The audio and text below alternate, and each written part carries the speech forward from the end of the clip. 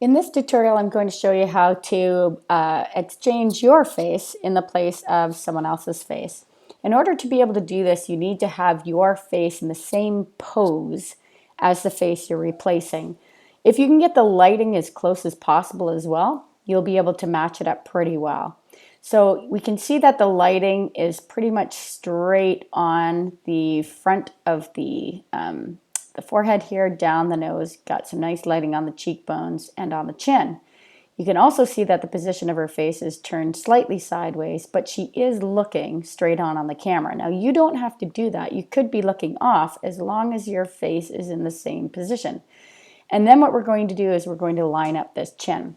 So the first thing I'm going to do, now that I have this in here, and this is the one that we did in class. We had a little bit of fun with a model picture that I found in pexels.com. I'm going to trash those and just stick with the original here. And so the effect we're trying to achieve is replacing Mona Lisa's face with your face. Now you can choose any poster image that you want in order to accomplish this. You can have a lot of fun putting your face on other people's faces. Again, your face needs to be lined up in the same position as the one you're replacing, and lighting is really important to get a full realistic effect in the end.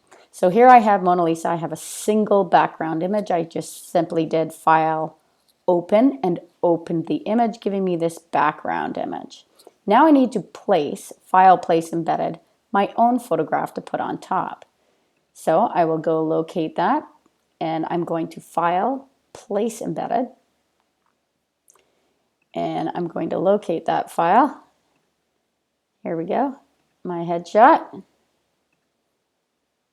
And I'm pretty close to the same facial position. My lighting is off to the side here though, so I'm going to need to correct that a bit, and I'm even going to show you how to do that. So in order to get rid of the X that shows up, so once again, I'll place that again. In order to get that X to disappear, it just means you have to commit to having placed your file. So here we go, we have a file, it has an X through it, which means we can't do anything until we commit to its size and placement. You can place it as is by hitting the Enter key on a PC, the Return key on a Mac. And now how am I going to line it up and replace Mona Lisa's face with my face?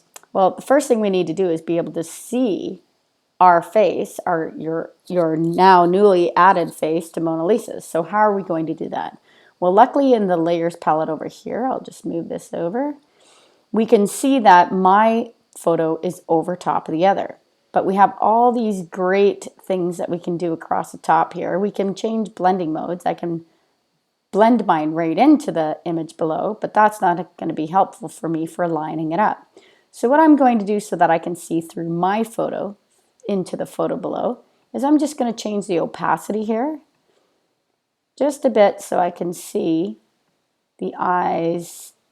I want to be able to line up the eyes. Okay, so 50 to 66 is going to be adequate enough, anywhere between that range. And now I need to select my image. I can move it around, but I need to scale it down and move it into place. In order to get the bounding box for any object on any layer you're working in, make sure you have the layer you wish to select. Use Control-T on a PC, Command-T on a Mac, and grab a corner anchor point. Now, if I do not hold Shift, I am going to absolutely distort myself, and we never ever want to do that. Control-Z is your boo-boo button to go back a step, or if you need to, you can use your history palette, which I'll have open up here. So I want to grab a corner anchor point and hold Shift, our best friend on the keyboard, so helpful. And what I'm going to do is I'm going to scale my image down. I'm not sure how big or small I need it at the moment until I move it into place. But I'm going to let go of my mouse first and always before letting go of Shift. I'm going to start moving that into place. And with Control Plus, I'm going to zoom in on my selection so I can better see what I'm doing. And I'm going to line up the bottom of the chin, but I need my eyes lined up as much as possible with her eyes. And the reason for that is all our faces are different. We're all quite different. But if you match up the chin and the eyes, you'll get as close as humanly possible to matching that up, because our noses and our other features aren't going to line up. So I've got my eyes somewhat lined up, the chin lined up, but you can see that this eye is pretty much dead on, but this one is a little bit low. So how do I rotate this image now that I've placed it? Well, if you hover your mouse down in the corner, any corner, if you hover outside of that anchor point, and this is true of any Adobe program you're in, if you hover outside the corner, you get double-ended round arrows. So if I click and drag that a bit now, I can just gently rotate my image, and I will now move it up into place. And I might have to rotate a little bit more. There we go. I'm pretty close. So again, I'm just trying to line up the actual eyes here, right into the pupils and the bottom of the chin. Our mouths and nose may not line up. Our foreheads might be in different positions, but that's okay. So we're trying to line this up as much as possible. And now I'm going to hit enter to confirm my spot. Now I need to get rid of the background, so I'm going to increase the size or the opacity back to 100%, and I'm going to cut myself out. The easiest way to do that is to use the Lasso Tool as a selection tool. If I select the Lasso Tool, it's basically just a freehand tool that allows you to select your object, and I'm going to be very crude with my selection because I'm going to go back in and erase stuff I don't want later. So there's my very crude, loose selection. I have more than I need. That's what you want, because you can always erase some, but you can't bring it back. So here we go. I have my selection. And now if I try to hit delete, what happens? I can't complete this back erase because, or this deletion of the selection, because it's a smart object. So what's a smart object? Every time we place an image, it is a smart object, which means you can't make changes. You can size it and you can do a few other things, but you can't get rid of any backgrounds. There's lots of things that we can't do. Well, it's called a smart object because it's trying to save us from ourselves from making terrible decisions, especially we don't want to change colors and we don't want to delete parts of logos per se. So how do we get rid of this crazy smart object? Well, you hit the control key. Whoops, sorry. You choose the control key and you get instead of this, I'm working on a Mac, so I don't have the option of my right click. My control key is my right click on a Mac. So if you're on a Mac, simply right click on the layer on a PC and you'll get this menu here. Don't click inside the thumbnail because you'll get a different menu, which does not have the option that we need. So we need to click inside this area here, right click, and choose Rasterize Layer. So raster is an image made up of pixels and dots. It's a pattern of pixels and dots, and you need to be able to manipulate those in order to erase the background. So now that I have removed the smart object, I can now delete my background. But wait, I have selected my face. I want to select the background. So what I need to do is go under the selection menu. So any selections that you make, it has its own menu and you can do all sorts of things here. We just want to simply inverse our selection, so we select the background. Now that I've inverted it, if I zoom out, you can see that my face is selected, but everything in between is selected. Now when I hit the delete key, the backspace button on a PC, you now have deleted the background. Control D will deselect that selection, and now we need to start doing some creative erasing. I don't need all of this.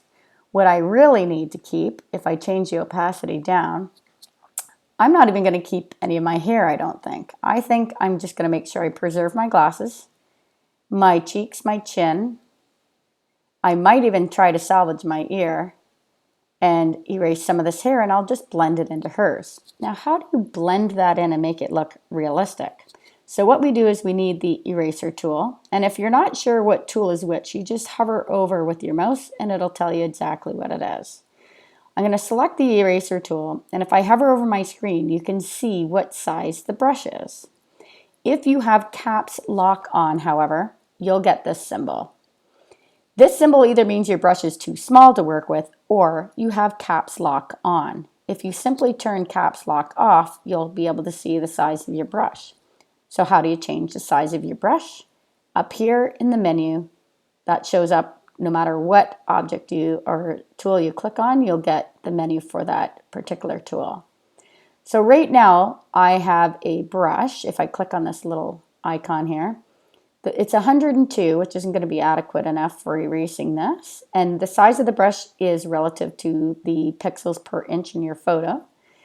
And look at the hardness. The hardness is 100%. So what happens if the hardness is 100% and I try to cut some stuff off? Well, it looks like I've just cut it out with a pair of scissors, and that is not what I want. If you change the hardness of the brush to 0%, watch what happens with your brush now. You get a very soft, smooth edge, and that's what we want. So I'm going to start just gently erasing all this stuff here. I'm not going to get too close here. I have to be careful not to erase too much. So I'm going to come around and gently try to erase those hard edges so they're soft. I probably can eliminate my earring too. And I'm going to come around the top and blend in by erasing that, blend out my own hair into Mona Lisa's hair. I think I'm going to eliminate my ear. Yep, it's not there. Now, this is looking pretty kooky, as in it's not looking so realistic. So I have a few things I need to do here. One, I am very pink compared to Mona Lisa. Two, I have a bit more creative erasing to do, so I'm going to reduce the size of my brush here and zoom in, Control plus, and I'm going to do a better job cleaning up the edges here with my eraser tool. I want to get close to the edge and reveal my own cheeks, and let's see how this works here.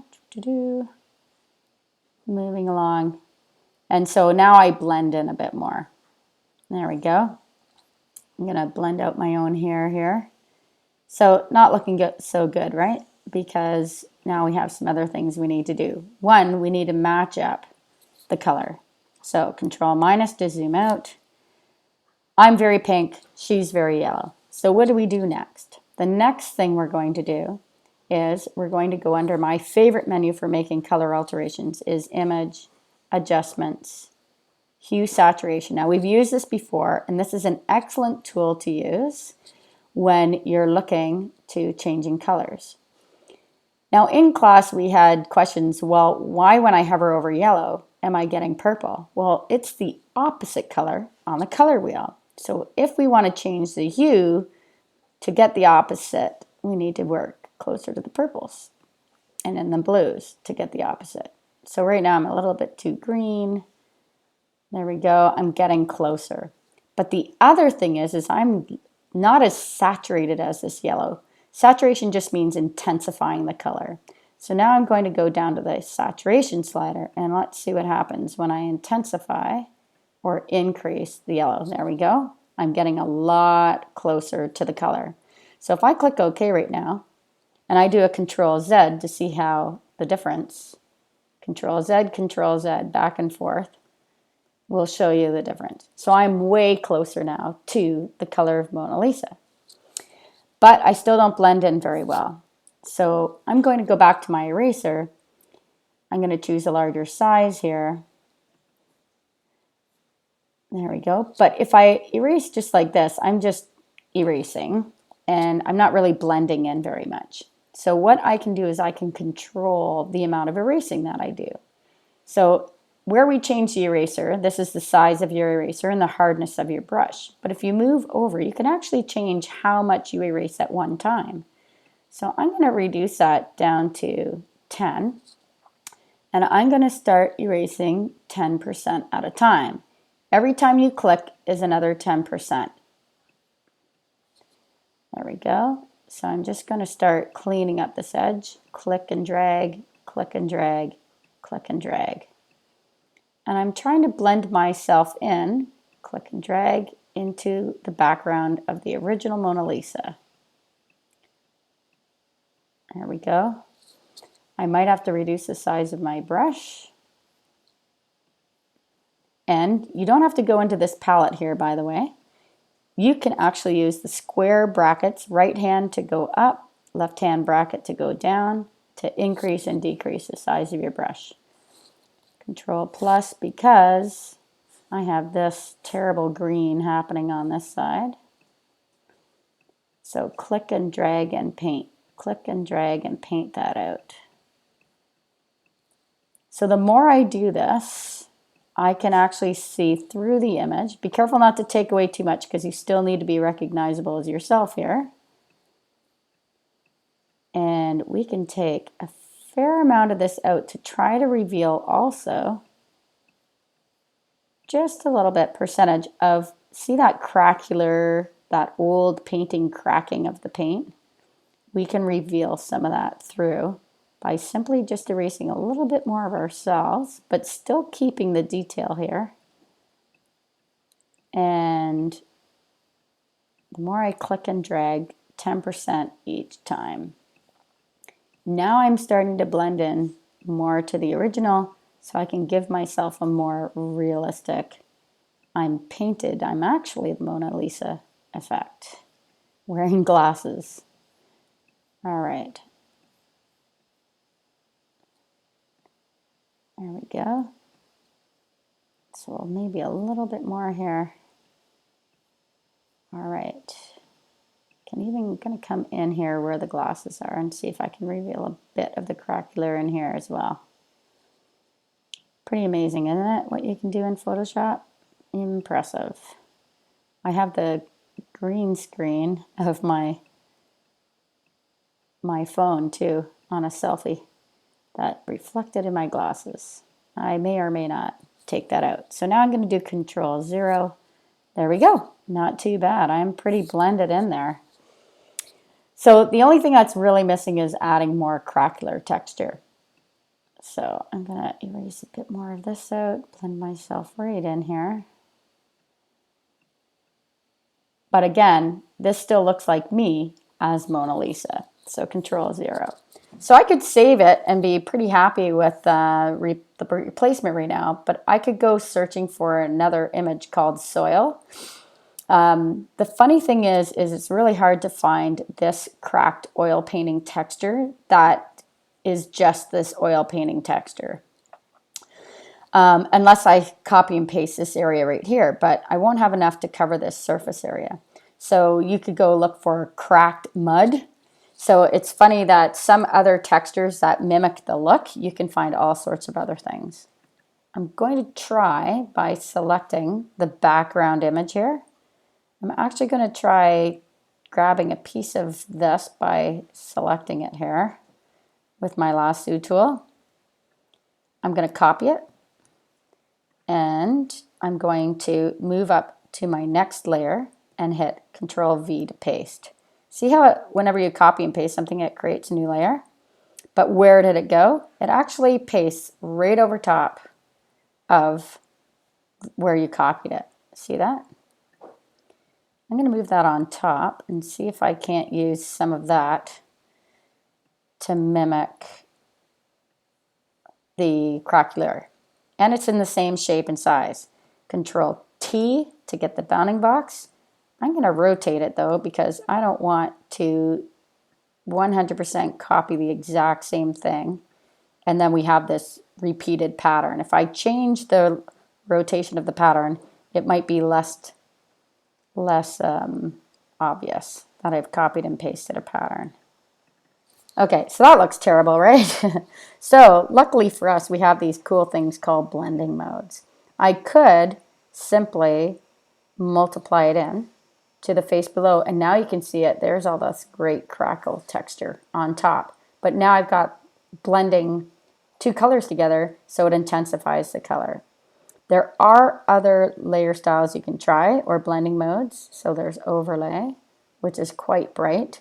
Soft light, that might work, but we still have the intensity of the color. So what can we do?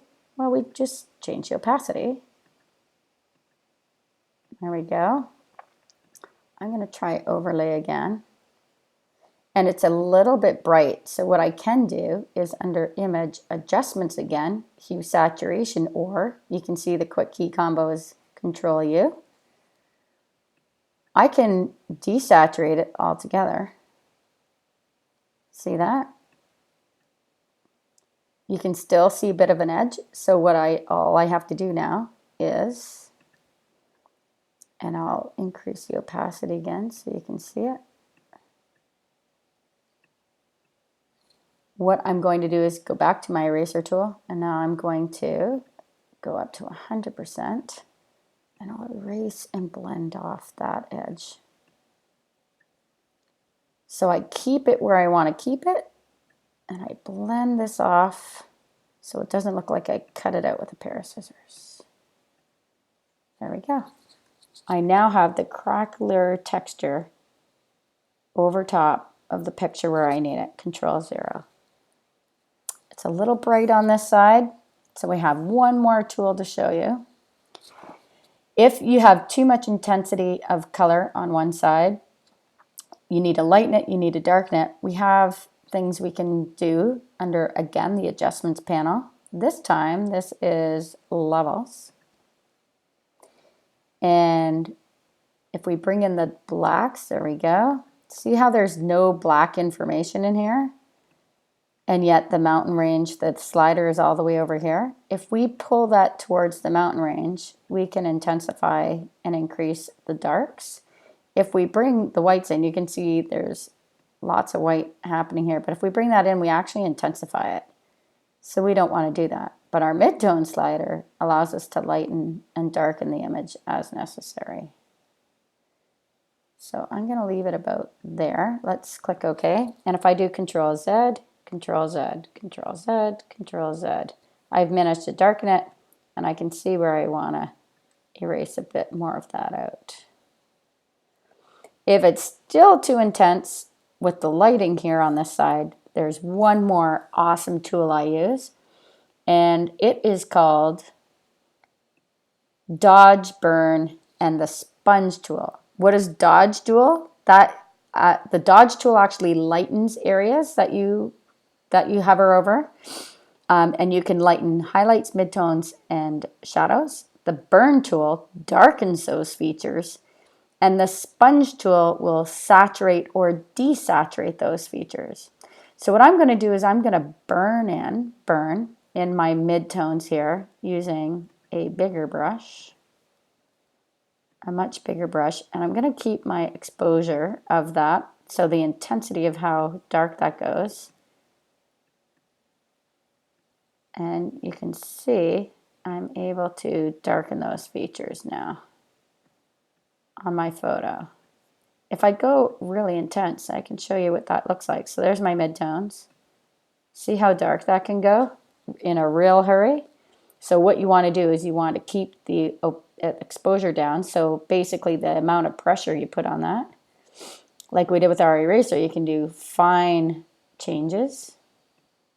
There we go. And I'm just going to paint over those midtones. If I paint in the highlights, it goes a little bit gray. It might not be that bad.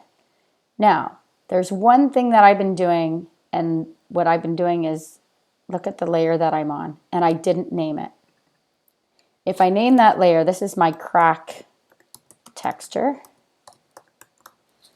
What happens if I now go into my headshot image and I try to burn in the highlights? See what happens there? I'm darkening the highlights. So I'm going to go in there. So make sure you have the right layer selected, the one that you want to do the work on. So I'm going to grab the midtones here, and I'm just going to intensify the midtones to try to match it up. Go back to the highlights because this highlight on my glasses is too bright, and I'm just going to click and paint over and darken that a bit so the lighting matches up a bit more. So this takes a bit of an artistic eye, but do your best you can. It's a lot of fun. And now that I'm done, I'm going to move this over. Control 0. Let's see the whole thing. And there I am. I am now the Mona Lisa for the most part. So what we do is we file, we save as, always saving a working file. Why do we want to save a working file? And this is the Carolyn Mona Lisa. We always want to save a working file so that we can preserve our layers. So that's a Photoshop PSD file. Say OK to this. This is OK. And that preserves these in case we need to make changes. Okay, I actually like it better without my crack layer texture because I did too much work. It's easy to go overboard. I did too much work on the crack layer I burned it in with the wrong layer. So I've now created a bit of a mess there. So I'm just going to put that in the trash can. Doop. So now I just have the two to work with. So my face, Mona Lisa. And I can go back and do some more work on it again.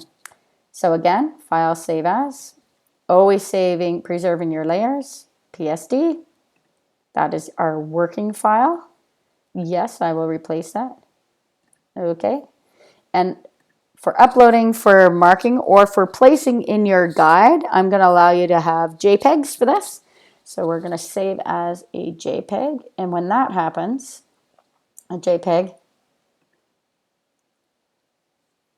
you see right here, it flattened my image. So my face is now embedded in the Mona Lisa, and I can no longer make any adjustments to my face layer over top of the Mona Lisa layer because it's now blended together.